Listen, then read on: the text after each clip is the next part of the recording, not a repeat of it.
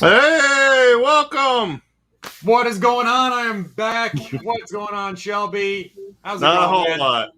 So it's Monday at 7:30, so it must be time for more More y- you you know know Mondays. Mondays.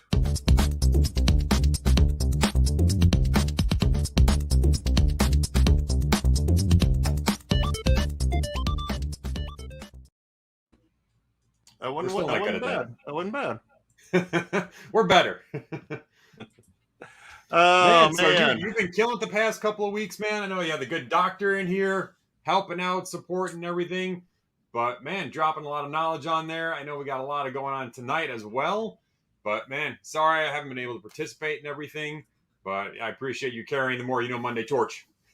Well, you're I know you've been going through it, having a hard time, so you do what you need to do for you and everyone else in your life, and that's what's always most important. We Hey, bro. enjoy this hobby and stuff, but we can't let it interfere with real life stuff. So Real life, what's that? real life, it shows up whether we collect comic books or not. What's So going on, Las Cruces? Captain Beardo. Evening, ladies. I didn't even read what he said. Good evening, ladies. That's funny. Oh man. So anything good or new going on, or I know Well, you've been busy with everything and stuff, but yeah, check this out. One of uh the awesome community members right here. Look what they did. that is cool. They water painted. Duck Let's race. get on my little Captain Hard to Come By. You got all the ducks right there, and these you got Boston Attorney's wife right there. That's mine. That's Mrs. Sims guy right there. That's his. All lined up right there. What? Watercolor. That was so cool to take the I time don't and do even know that. what your wife looks like. How did he know? It was kind of weird because he would send me these kind of creepy little messages, and he's like, "What's your wife's hair color?" I'm like, Why do you want to know my wife's hair color?" And then like later on, he's like, "What color eyes does she have?" I'm like, "What are you doing? Why are you being creepy?" He's like, "Don't worry about it. It's gonna be cool." So everyone else that's on that panel knew what was going on. So he was doing this as a gift for me. So they all knew what was going on. They all kept it a secret. So there was like 6 people that knew about it, and I didn't know about it at all. Hey, what is up, Thunder God? What's up, Thunder God? How you doing, Have no buddy? fear, Thunder God is here. Well, that's funny. That's funny. Yeah, yeah. I mean, I've been talking to Boston lately, and again, I didn't even know he's married. So Yeah, yeah. All his kids are in the business and everything. So we call it the House of yeah, I Cards. knew that. Yeah, you and I actually spoke last week. We were talking about um his eBay store and stuff. So yeah, y'all check out. No, I'm not gonna be able to pull it up real quick in any way, but good friend of the community, Boston of Tarn. If you'll ever see him around, ask him about his eBay store his son runs, and go check out some really great books, good prices. I know I bought a few things as soon as I went there. It's like, damn, dude, why'd you tell me about your store? Yeah, I So I mean already bought some he's on stuff. Whatnot. He's with you on Pop Shop Live. And both of his sons are on Whatnot as well. So Oh wow, I didn't know that. Yeah, we're trying to get things going again, or going on Pop Shop. Still kind of a slow grind. We have on Sundays the Comic Book Expo. So starting around noon. oh, Expo, that's what it is. When I joined, I thought you were exposing. That's why No, I no, that's said another that. thing. That's a I'm Saturday like, I night got to show. be there when Shelby exposes himself. No, it's a Saturday night show. Um, yes, Thunder, you yeah, can. you can watch You can Whatnot watch it from your from a laptop laptop now, now. buddy. So yeah, You do not have to use your phone anymore. You got a nice big screen on your yeah, desktop right there. yeah. But yeah, on Sundays we do the Comic Book Expo on Pop Shop. It starts around noon, goes till almost midnight, and we have had a lot, and I think it's maybe some of the difficulty of getting onto whatnot. We've had a huge amount of, look at that little Venom. Hold on, I'm talking. I can't hear you. But yeah, we've had a huge amount of comic book sellers coming over to the Pop Shop platform. So I was just talking to the guy that organizes the Sunday Expo, and we were doing 1 hour slots. It now looks like we're going to be doing 30-minute slots. Then people will just be overlapping by 30 minutes. So everybody does 1 hour shows. They'll be overlapping by 30 minutes. Then you can, quickly, you can bounce around, like whatnot, Pop Shop, you can view on your computer, and you can kind of quickly. So the event would be comic book expo. When you go to the front page, you just click the event, and then you automatically, will have access only to those sellers. You can just do your left and right buttons, and it'll just jump between the sellers that are only on the comic book expo. So that way you don't have to like go through looking, like a person selling Disney stuff or a person selling, other things, right? Right. You can be inside the comic book expo. That's cool. And yeah, Thunder, all you gotta do is go to whatnot.com, and then you log in with your same ID you do before, and then there's a little tab at the top that says live, and you click on the live button, and everything will pop up right there, and you can click on whatever show you want to jump into. You can still bid, you can do everything right there. But they still want your address, so we still have to ship you stuff, so you have to put in your address in there. Thunder. Good old Thunder. Yeah. All right, so what are we talking about today, man? Man, we got part, I think it's part 7 is where we're up to.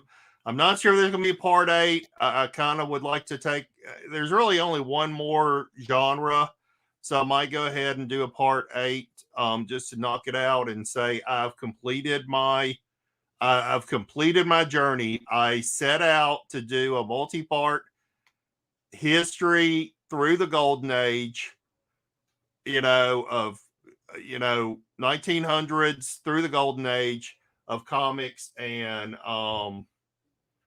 you got to do the Ocho. Do what? Who you talking to? You got to do the Ocho, like ESPN Ocho. I don't know what that is. What's what? What's ESPN Ocho? Oh, it's from the movie Dodgeball. Oh, never saw it. You never saw Dodgeball? No. Oh my god, that's like one of the greatest movies.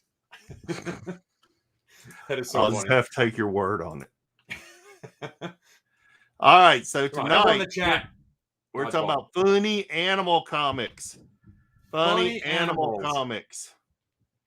So we have gone through all the superheroes of the 1940s. We've looked at some of the odd characters and stuff, but you can't talk about the golden age without funny animal comics. So I don't think you can start. You can have any discussion. Any discussion. Getting sidetracked looking at Thunder stuff. Just tell me if he says anything important, which probably not. No discussion can be complete without talking about Mickey Mouse, of course. Mickey Mouse Magazine was published in summer of 1935 under KK Publications. And I thought that was interesting because, it's like I always knew Mickey Mouse was published under DELL. But what this was an early partnership between Whitman and Disney's head of marketing, named Kay Carmen. Wow. And so they named it KK Publications. The first issue, which there's a picture of one of them over there on the right-hand side, was a larger format book. But then with number 2, it became the smaller, more traditional print size that, we've grown to talk about with this multi-part series. Print on heavy stock paper. However, there were only 4 pages of comics, and the rest of the magazine having stories, fairy tales, poems, puzzles, and jokes. That was replaced, though, by in the fall of 1940, Walt Disney's Comics and Stories. That was published by DELL. Most of these had Donald Duck on the cover, but the interior was Mickey Mouse, Donald Duck, the Bugle Boys. Yep. Just all your cast of Disney characters, Goofy, and all of them were in there. But Donald Duck seemed to always be predominant on the front covers. Any reason why? No, I didn't find anything in the history. I You was would really think, kind of being curious myself Mickey of Mouse being why. the big one, you would think of it Mickey. I like I said, I'm not really sure. But every Walt Disney comics and stories I've seen, I've got probably about a dozen of them from 1948. They're all Donald Duck covers. Because Ducks rule. So originally they did reprints, but then starting in 1943, original Donald Duck cartoons started appearing. And done by the great, amazing Carl Barks. Yes. So DELL Comics. So following the success of Disney, DELL sought other licenses such as Warner Brothers. The first issues of Looney Tunes and Merry Melodies appeared in 1941 with Porky Pig, drawn by Chase Craig, Elmer Fudd, and Bugs Bunny, drawn by George Storm. Walter Land's animation studio created Andy Panda and debuted in The Funnies, which we've talked about before. Number 61, with issue 65, the title changed to New Funnies and featured characters by the studio. Then a comic actually called Animal Comics, which, some of these, it's like if I knew of them, I'd forgotten over the years, or I never knew of them. Because it seems like it's been so long sometimes. Looking at this. I think Thunder's got some information he wants to add to this here. No. Oh my gosh. Thunder, right. Are you looking for a link to talk about some Disney comics here? Action Comic. What was the first comic? Anyway, Animal Comics began in 1941 and featured the amazing Walt Kelly and his character Pogo. But we can see across all these covers here across the bottom, Walt Kelly, amazing artist, amazing creator. You see Pogo, but you also see alligator and squirrel and rabbit, and it's just Muggins Mouse, Uncle Willie. I remember Muggins Mouse a little bit in some of the cartoons and stuff, but where's Woody Woodpecker and all this here? Woody Woodpecker's over there in New Funnies. Yeah. New Funnies. Another Walt Kelly creation. Yep. That's the one I remember. Yep. Or Walter Lang studio. I apologize, Walt Kelly.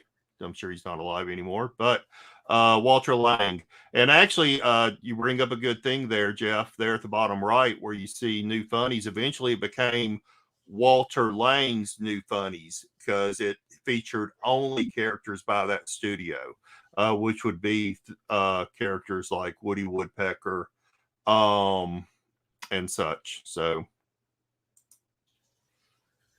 all right, more funny animals.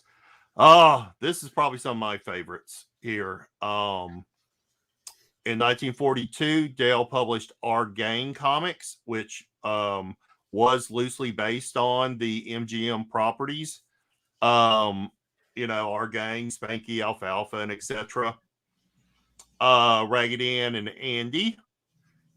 And then also characters such as Tom and Jerry, Benny Burro, and Barney Bear. I remember Barney Bear. Barney Bear is cool. Barney Bear. I do not remember Barney Bear. Barney Bear. Do I have a picture of a Barney Bear over there? I don't. I should have. Yeah. Thunder's about to call PETA on us. Anyway, Western Publishing published Fairy Tale Parade, which you can see a copy of down there in the bottom right. It's just amazing art. I'd love to find some of these books and just enjoy them.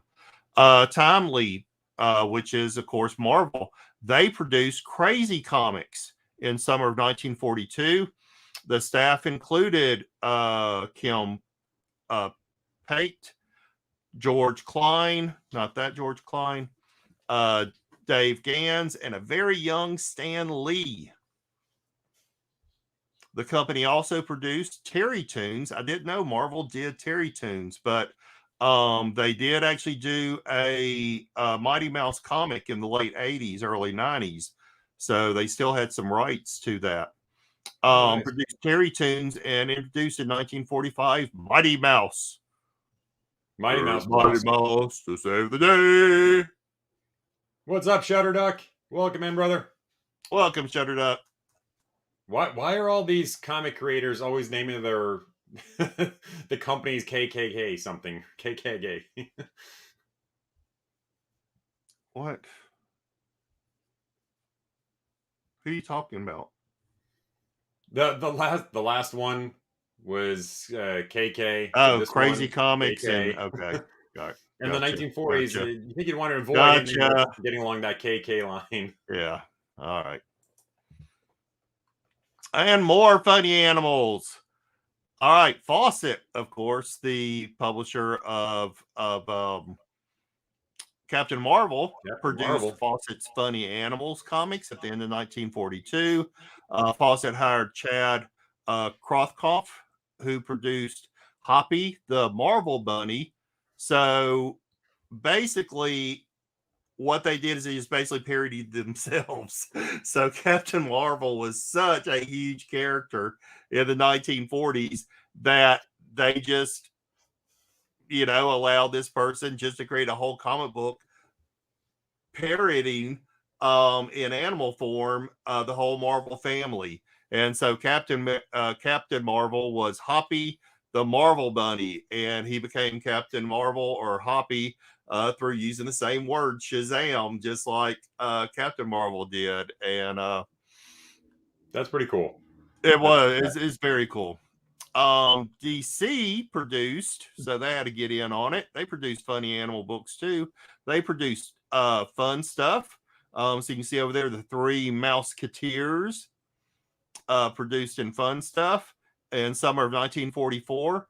And then they did a short-lived run called Real Screen Comics, where they took characters from the featurettes that would be shown before movies.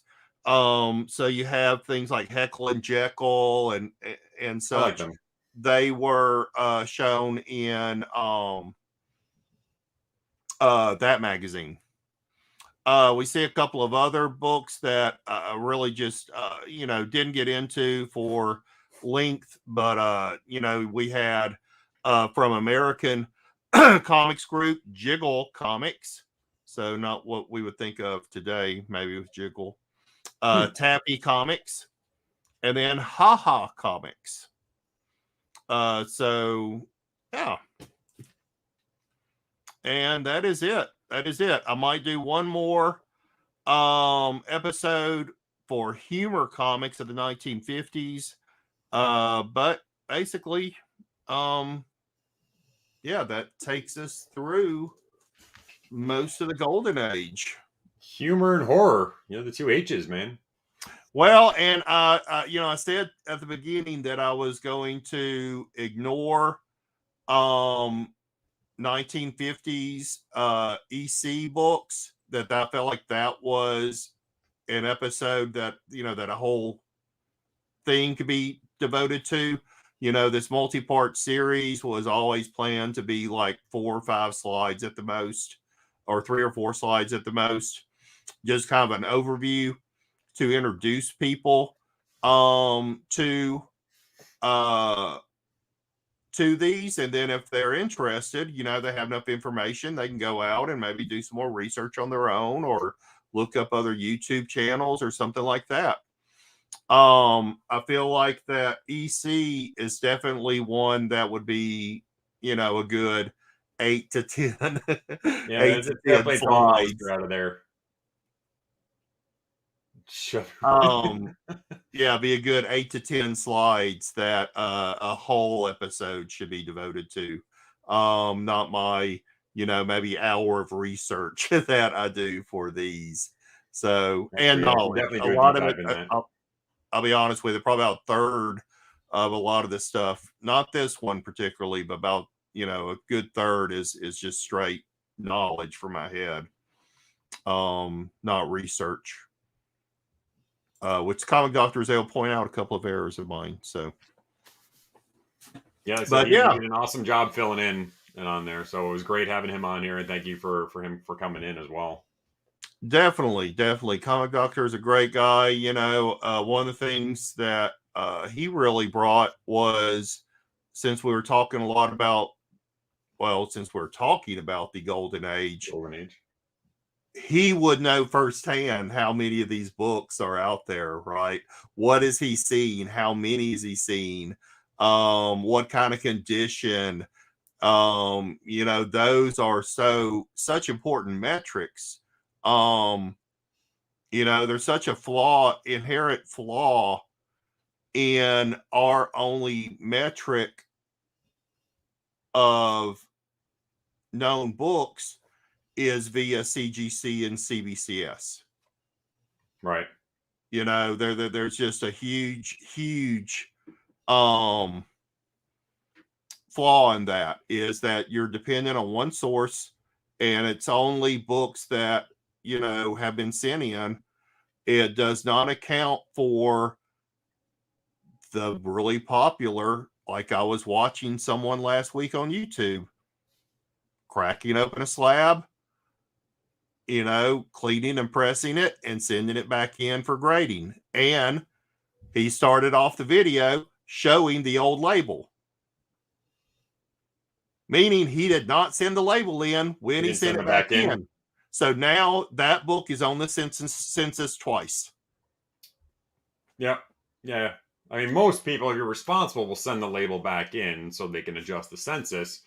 But again, it's still the same thing. Even when you look at Comicron, where people use that data, I mean, it only goes back, 20 or so years, where it says monthly production. When people say, oh, there was only 30,000 of these printed or 7,000 of these printed, they'll usually only go off of 1 month. So when you look at something on that, it'll say, yeah, the first month, 7,000 of these were ordered. But they were also ordered the next 2 or 3 months as well. So you have to add those in as well.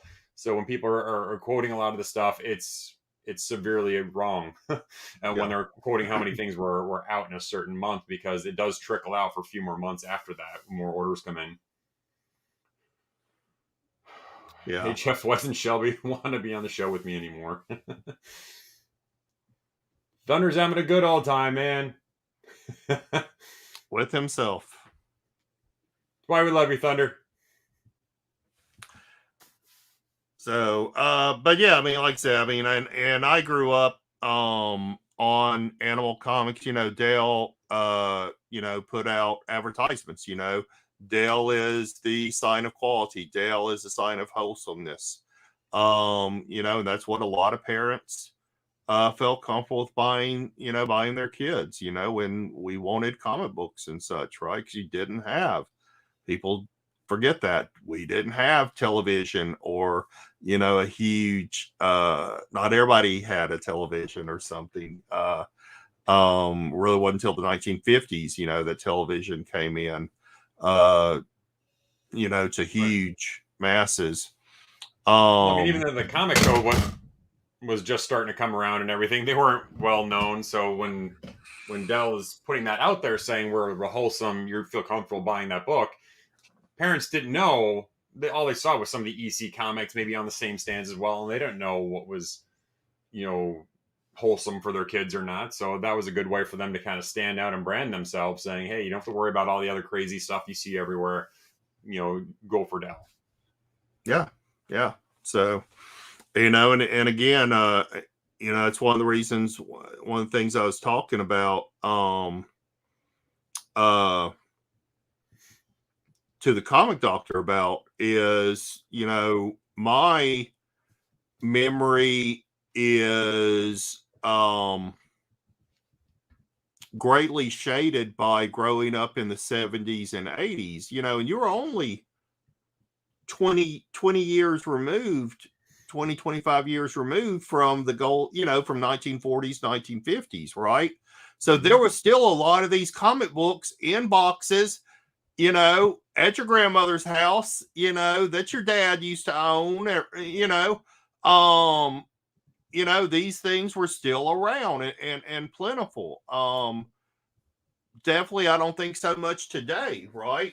It seems like every time I hear someone talk about, oh, my comics as a kid, I hear 1990s comics, Well, it's true. Yeah, I mean, all the Golden Age stuff has gotten beat up so much right now, or they're in antique stores. I mean, you can go to antique stores and you find a lot of Donald Duck books, and you find a lot of Dell, Western. You find those in there. You find occasional Golden Age in there. I mean, they've all been beat up. No one cared about them for the longest time. Yeah. Like I said, when I was going to the comic book stores in the '80s, in the early '80s, there was plenty of them there. I never really thought twice. No one would buy them. I mean, we had quite a few of them in my first couple of stores, but no one would buy them, and the Overstreet may say it's worth such and such value, but no one's paying it. It's worth nothing to me if no one's paying that, you know. So, but yeah, it's very different nowadays. With it, I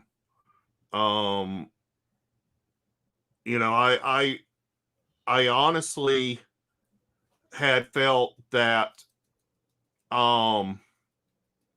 at some point, Golden Age would start almost phasing out. Yay. We got our first Russian bot.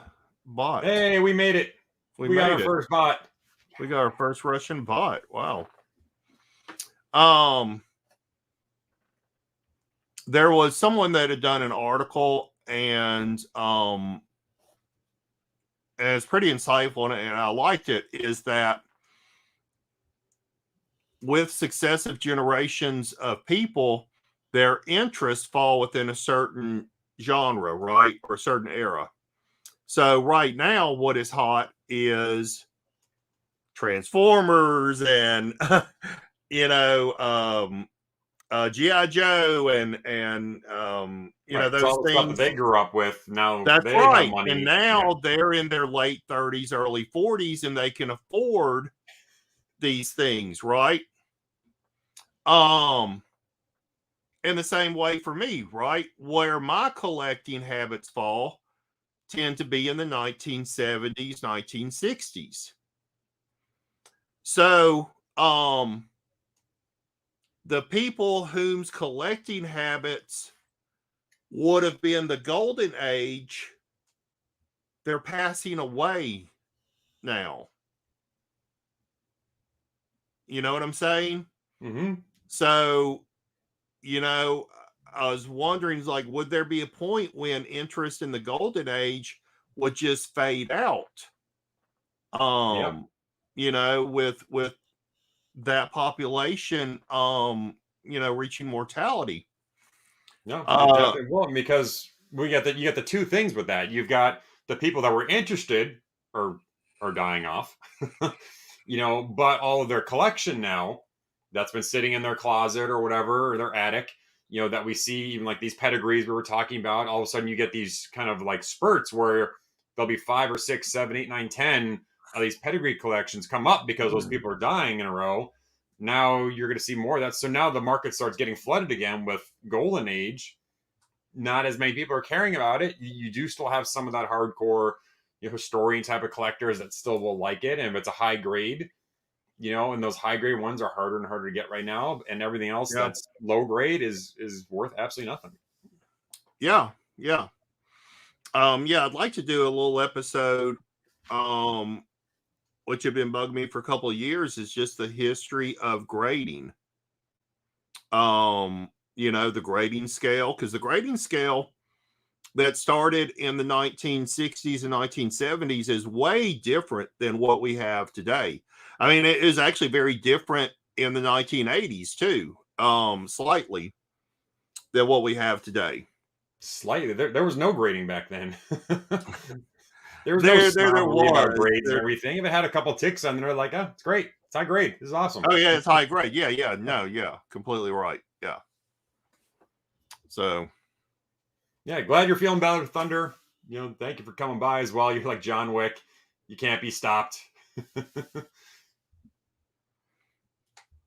but yeah, I mean, the grading hasn't been around all that long, really. I know it's been around longer than some of the other ones, like video games and stuff like that, grading. But yeah, I mean, it's such a big deal, and it's led to, like you said, that snobbery a little bit of, well, it's got one little tick in here. It's a 9.6. I don't want it. Like, are you kidding? That's absolutely amazing, and that just leads even more to the people that may have been interested, even Silver Age and Golden Age, and they see the condition of those, and they look at that and they go, oh, I don't want that. I want a high grade. But then you tell them a cost of a high grade, and like, there's no way. I'm not paying that. So there's that disconnect when people have been grading and have been used to that now, trying to look at the older books, and they're like, it's not worth it. You can have a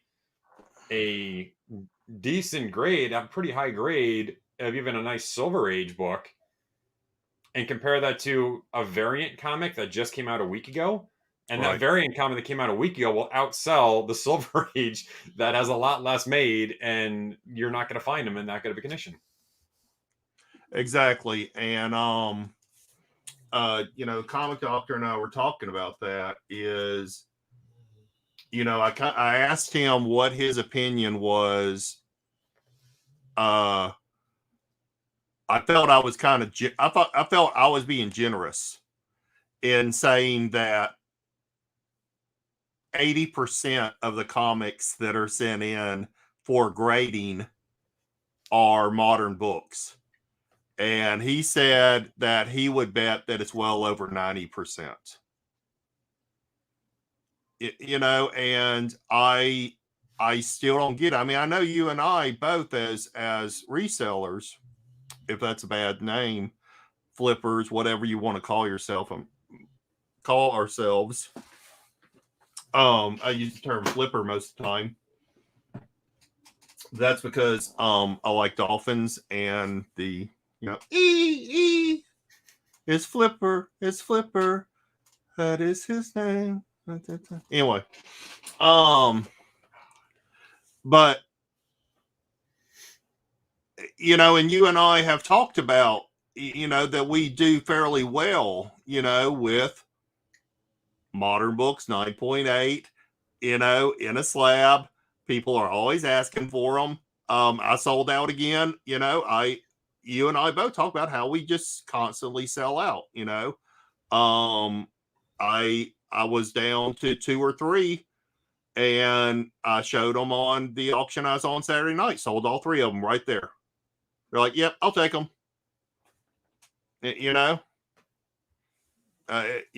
So we can't argue. We can't argue with the success of selling them. But I think you and I both would agree that I'd much rather have a slab Silver Age, in my collection than. And I wonder how long that's going to go on for. I mean, it may go on forever. I don't know. Well, at some point in time, you think people would be like, okay, we know 9.8. Okay, it's high grade. I'm getting tired of that. Let me try and find the harder to get ones, the Silver Age and the Golden Age and stuff like that. If they would ever get into that, or if it's just always going to be, nope, we want modern, really cool covers. Yeah. Yeah, I don't know. Everything, like I said, everything goes in cycles. So if this is popular right now and Golden Age and Silver Age is not, it's going to come back around, and eventually modern won't be as popular and silver will be popular again. and I was about to say that is the comic doctor actually did correct me, and because I was using the story of possibly the people that care about Golden Age phasing out, and he said no, that actually he has seen a big uptick in interest in Golden Age Really? in the past couple of years, and that people are now researching a lot more into where you and I just do basic cleaning and pressing and stuff, where needed. But there's this huge interest now in conservation. So doing leaf casting, literally pulling the books apart, Wow. bathing them and completely deacidifying them, and then leaf casting all the parts and stuff, because CGC does not negatively recognize conservation grades, versus things like restoration grade. So Yeah, it's interesting. I mean, when you think about the niches that we talked about, we've had other more Mondays about, we're talking about Mark Jewelers or even newsstands, and people get kind of excited with that. Oh, it's more rare, and they're tired of the popular ones. They want something a little bit more niche that other people aren't as going for as much. You can definitely maybe see them going towards getting these silver and golden age books, and like I said, preserving them.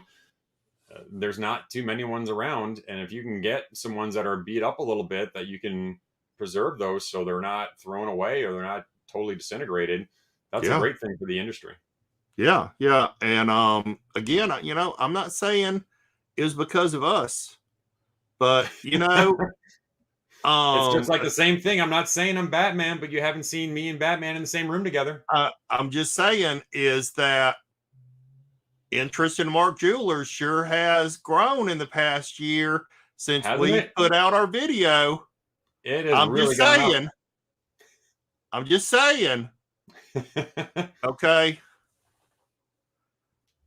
So, also I was looking at something today, and uh someone had listed Whitman reprint rare. I'm like, y'all didn't even know about those till we. I'm just saying, Well, so I we did still our see people stuff. put up, hey, this is a newsstand, and it's not. It's a direct with the barcode with the line through it. It's not a Yeah. newsstand. Well, and what's funny is I was actually on a show last Thursday. Since Thunder didn't have a show, where someone was showing the Mark Spencer Moon Knights. I think they had a run from like number 22 to number 28, something like that. Mark Spencer Moon Knight. And it just, something looked off to me. He's like, oh, these are newsstands, right? But something looked off to me on the UPC code. And I looked it up. Even the direct comics had UPC codes during that year. The Mark Spector, those were like the late 80s, early 90s, Early 90s. and they had a The direct issues UPC have codes were direct barcodes back then. Even also. It's really, only through like issue 20 to issue 32 or something. It's like a 1 year run. really, Yeah, that for some reason it had the direct issues had barcodes on them also. and it doesn't have the little direct. Didn't say direct Nope. right above it. Nope.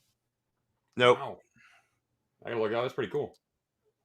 Yeah, so now I don't know if there's a difference in the UPC codes. Right? Because like I said, that's what threw me off, is the UPC code just looked a little different. So I'm not sure if I could get a known newsstand versus a known direct and compare the UPC codes No, I'm to sure it see can if be I easy could enough to see a do. variation or not.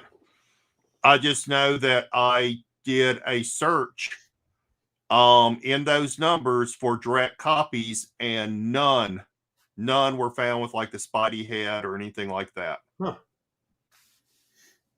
So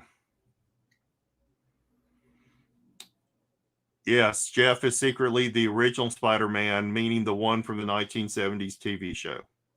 It's true. Yeah. So yeah, but that new the new Moon Knight trailer, did you see that? Amazing. That looks so cool. It looks so good. Yeah. Sadly we've already had one actor die though in a skiing accident. Think he's playing, I looked it up, like Midnight Man or something like that. Yeah, I don't know how close to the character they're gonna keep him. I mean, he was obviously a thief, so I don't know if they're gonna. He was an art thief that ran into Moon Knight, and then his son ended up taking up the mantle because he ended up dying, ironically enough, and the son takes up the mantle. So who knows if it's going to be the same kind of thing. The same reason why, I mean, they picked Ethan Hawke as doing what Harrow, yeah, which threw everyone off. Everyone thought he was going to be Randall Spector or someone else. So I mean, that character only appeared in what one run, one yeah, story arc of like 4 yeah, or 5 issues, 6 issues maybe, and he was like a cult leader. yeah, And now he's in. I mean, so you can take a character like that. The MCU can take a character who really doesn't have that much of a backstory and completely change it around. sure, So you kind of appease people. It's like, hey, we pulled something from the comics, but it's going to be nothing related to what the character was. right. At least you don't think it will be. But it's interesting how they picked him as the character. Yeah, I wasn't sure what character he was actually playing. Be honest, I watched the trailer, but I didn't have, I haven't sat down and researched now, the entire plot line and stuff like that based on the trailer. I just thought it looked cool. I love the costume. I love, of course, Egyptian, kind of origin. Yeah, of course, it's going to be kind of wrapped up like a mummy type costume. I mean, We'll um, see. yeah, I just really liked it. No Thunder, he's Omega Red. So, I like how they're diving into the multiple or the identity disorder. I like how they're showing that off. And see what's going to be real or not, I guess. and I like the way they seem to be doing it. Versus the way they did it in the comic books. Where like at the end of the trailer, he finds the phone and then, the person saying, Mark, he's like, well, who's Mark? Right? He Yeah, doesn't know that alternate ego of his yeah. or The other alternate identities don't know about each personality. other. Yeah. So I thought that was kind of neat to do that. And it had made me harken back to thinking it's like, wow, that's kind of more the way they should have done like Captain Marvel. That's probably the number one thing I think wrong with that movie is you could have done so much more with this like person, not knowing who they are, type of thing. Maybe even some editing choices would have helped that out so much. Maybe I just don't like the cast. I mean, I don't like her as Captain Marvel. Sorry.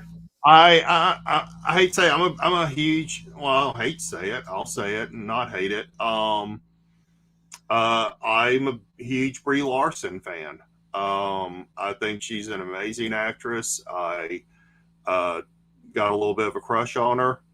Um, and yeah, I really like her. So, and if you've never watched the movie Room that she won an Academy Award for, that's freaking amazing. Uh, Definitely suggest you go watch that. Doctor Doom in the Moon Knight trailer. Dr. Doom in the Moon Knight trailer. Are you Don't kidding me, listen to Thunder? him. He still has fever and thinks he doesn't. Okay.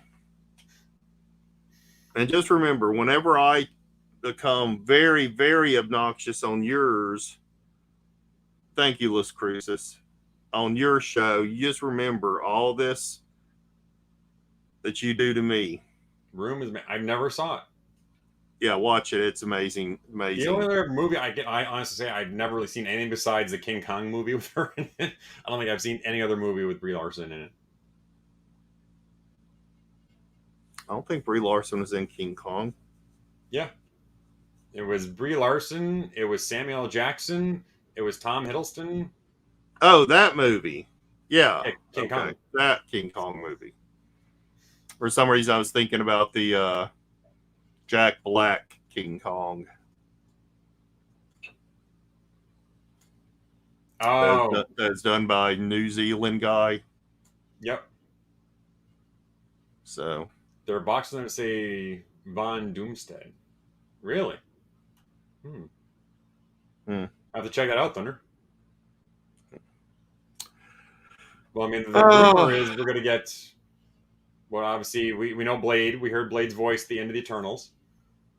And then the rumor was we're going to see someone at the end of Moon Knight. Oh, speaking of watching things slowly, I just found out that Howard the Duck was in Avengers Endgame. Yes. I did not know that. He was in the final fight scene versus Thanos. Yes, he was in the final fight scene. Yep, he was. You really have to slow it down. You see him walking out of the portal. Yeah. I saw like a YouTube video on it. They slowed it down and showed you can see Howard the Duck in it. I did not know that. That's pretty cool. Yeah. I wish they would have shown one scene of him fighting, though. That would have been cool. Now, speaking of the Eternals, it came out on HBO, so I finally watched it. God awful. It was not that bad. Best cameo. You know, it's not what I would have. You know, if I was head of anything of chosen.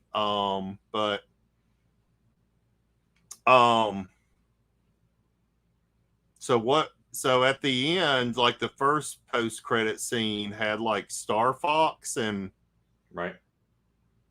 Pip the Troll. Huh? Pip the Troll. Yeah, right. Mm-hmm. So I'm okay with that.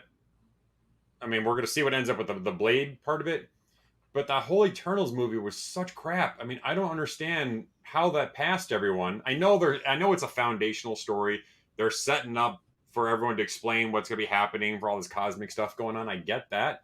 But they could have done such a better job with it, of just doing something. I mean, there was nothing in the whole freaking movie. Here is my problem is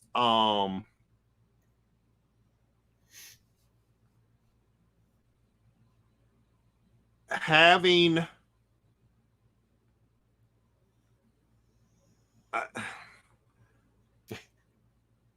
You're not going to offend their feelings. They made millions. That's right. Oh no. Having like, okay, is the ending thing was them basically killing a celestial, right? So you have this huge creature, whatever you want to call it, celestial, being turned to stone and all that. Something like that just seems seemingly beyond the capabilities. Big fingers sticking out of half the earth. I mean, and part of the head sticking out. What the hell? Yeah, I just, but I'll say this. It's the same problem I have with the end of the X-Men movies where Magneto is like able to move an entire bridge across the city or move the whole fucking Dodger Stadium or whatever the fuck it was, across, in Washington and stuff. I mean, I just, it is a little bit beyond their capabilities. you know, and I want to say even a little bit, it is, you Well, know, if Magneto can pick up a bridge, he certainly can. no. You don't think Magneto can pick up a bridge? And I know it sounds stupid to say I want my comic book movies grounded in reality. That That sounds sounds good. stupid even coming out of someone's mouth, but it just, you know, yes, he's powerful. Okay. But come on, man. You know, have He you, can have do you, it. no,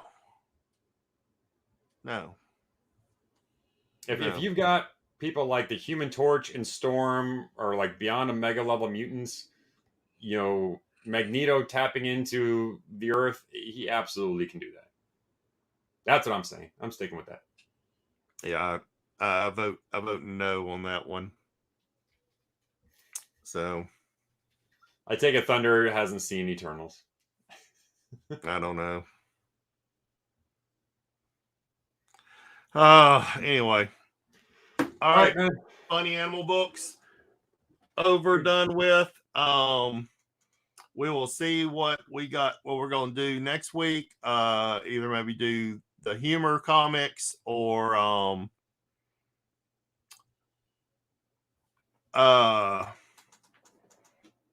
something. Yes. We will see what we're going to do. You know, this is something don't want, you know, to end. We always do really well on the rewinds. See if maybe we can come up with some fresh topics and stuff. If y'all got any ideas, anything you want to see or hear about, you know, definitely leave ideas down there in the comments. Couple things people talk about, maybe focusing in on certain artists, you know, which may be fun. Certain characters. So we shall see. Yep. Thunder. That was. Yep. That was him. So it's interesting how they have him at the end of the movie and how that's going to continue. But I'm excited to get Blade. I'm excited to get Punisher. You know he's coming. Now, supposedly there's supposed to be perhaps a vampire in Moon Knight that will then, you know, I hope start so. bringing vampires in. I hope so. So, I mean, it looks like there's werewolf in there. Looks like he's fighting a werewolf already. Is that werewolf by night? I don't know, but looks like there's a werewolf. I want to get that dark side in there. So many cool characters they can bring in. yeah. So, all right. Shelby. What you got going on this week, man? Back to the normal schedule now. So Wednesday, Friday, Sunday on Whatnot, 7:30 Central Time. You can check out there. Moon Knight, Dane Whitman, and Blade on London and museums. Someone said leading to Marvel Knights. Marvel Knights could be. Yeah, that'd be great. I like that. Yeah, so my normal schedule for that. Shelby, what are you doing? You're in a lot more places now. You're all over, man. Oh, you know, Jackal. Okay. Sometime this week, you know, maybe late Wednesday, maybe tomorrow night. I don't know. I'm gonna try, and my work schedule's been a little goofy. Want to try and get on Whatnot. And do a show. Hadn't done a show in a couple of weeks. I'm assuming if Thunder has a Thursday night show, maybe I'll be on that, or maybe I'll just sit in the spectator section and heckle the whole show. Are you doing your Saturday night again? Huh? Are you doing a Saturday night YouTube auction as well, or no? Yeah, I was just about to say that. So Saturday night, we're on Papa Willie's show. So that's been fun. We've been getting good consistent, about 40 or so people. So yeah, y'all come over. Always good deals to be had and stuff. You know, over there. You know, unlike some of those more expensive auctions that could be going on during that time. Always willing to give good deals. Sunday, always part of Comic Book Expo on Pop Shop. and I always drop the list of people on my IG, so keep an eye out for that. And that's about it, I think. So, all right, very cool. Thank you again. Awesome job on some funny animals right there.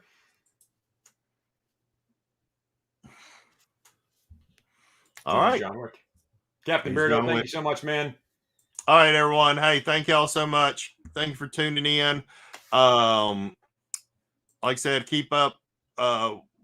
Be looking for us dropping stuff on the IGs and everything. But with that, we're gonna say goodnight and peace, love, and comics. And comics. Bye, y'all.